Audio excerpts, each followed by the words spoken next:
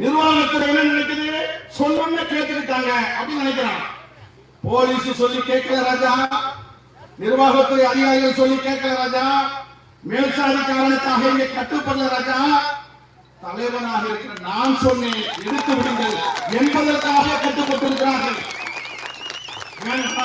ஒரு ஊர்ல புதுசா கூட்டம் போடுறோம், பிரச்சனை வேண்டாம்னு, பிரச்சனை வேண்டாம் நான் சொன்னதுனால இந்த பேனர் எடுக்கப்பட்டிருக்கிறத ஒழிய எவனுக்கும் அடிபணிந்து எவனுக்கும் அஞ்சி எவனுக்கும் அடிபணிந்து இந்த பேனர் எடுக்கல. இப்போ ஒரு சொடக்கு போட்டு அடுத்த நிமிஷம் வைடா அப்பா பேனர் அப்பா என்ன செய்வ, பேனர் கிழிப்பியா, பொய் கேசு போடுவியா, ஜெயில போடுவியா, பொய் வழக்கு போடுவியா? ஒன்ன தெரிஞ்சுக்க, என் பேனர் கிழிக்கப்பட்டால் எந்த சாதிக்காரனும் பேனர் வைக்க முடியாது.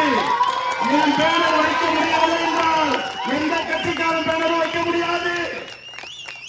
என்ன எங்க அப்பன் தாத்த காலம் நினைச்சியா? இது புலிகளின் காலம்.